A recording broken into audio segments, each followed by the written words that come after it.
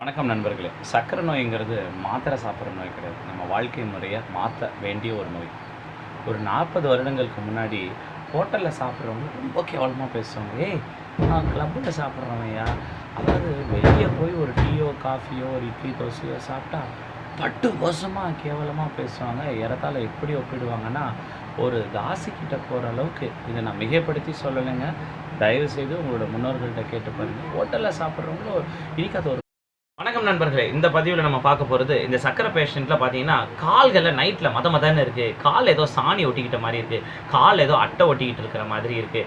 அதே மாதிரி காலில் பார்த்தா எறும்பெல்லாம் ஊறுது, எரிச்சலாக இருக்குது. நைட்டெல்லாம் தூக்கம் இல்லை சார். தூக்கம் இல்லை அப்படின்னா 2 முக்கியமான வியாதிகள் வருது. ஒன்று ஞாபக மறதி வருது. பகலில் சாவியை காடுங்க, ஏடிஎம் கார்டுங்க, இது எங்க அது தூக்கம் அப்படியே மறதி வந்தோடனே இயலாமை வந்தோடனே கோவம் வந்தது.